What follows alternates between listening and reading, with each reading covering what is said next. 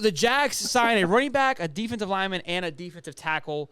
The Endrick Johnson is a running back from Cleveland.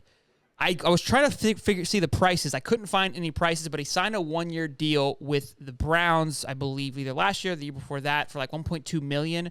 I'd imagine it's pretty close to that. If I had to go on a whim here, it's a 1-year deal. I imagine it's around the $1 million range. You may be able to find it. I could not. But great pass catching running back.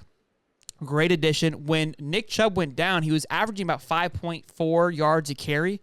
So somebody has some slouch coming in here, and I think it helps with the depth and allows for the Jags to not focus on a running back in the draft, even though they may get one later on in the round just for more depth. But we've got Hasty that we also signed as well. So 1, 2, 3 running back room, very healthy running back room now with this addition here, especially with the loss of James Robinson last year with trading him. Obviously, Trevor's still the guy, but he definitely needs a guy to keep those legs fresh. I was hearing comparisons to, I believe, Jamal from Detroit comes in on the goal line, a little bit bigger, a little more stout of a running back. Obviously, may not get a lot of yards down the field, but come in and just kind of eat up a lot of fantasy points, catch a lot of balls out the back. So for your fantasy boys, something to keep an eye on. The D-line and DT pickup were obviously just a depth pickup.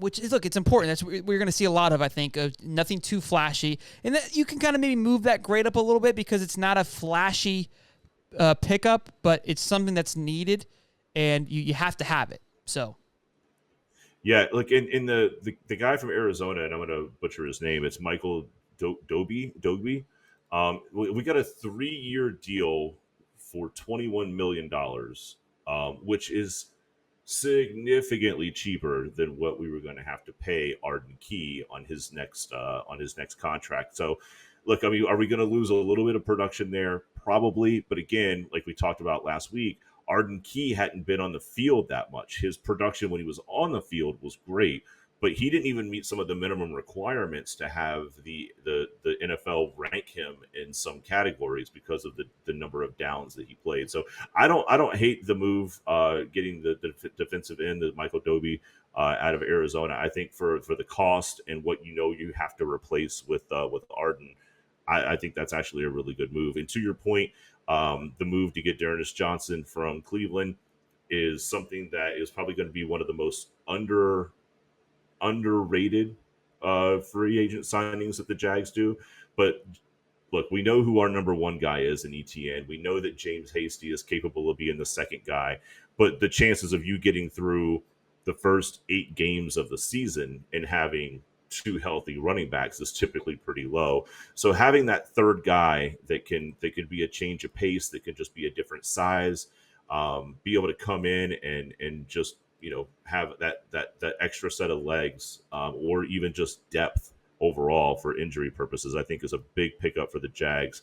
Again, it's not going to be a headliner or anything like that, but I think D'Ernest Johnson is going to be a quiet, very, very solid pickup for us. And then, of course, we've got Henry Monroe out of New York at the defensive tackle spot, which defensive tackles go down left and right because of all the chaos in the trenches. So you always need depth there. Yeah, no, and again, the running back, I've talked to a lot of Jags fans and even Muddy's like, everyone's pretty excited about that pickup. So it's a very healthy addition to that running back room. So we're really excited.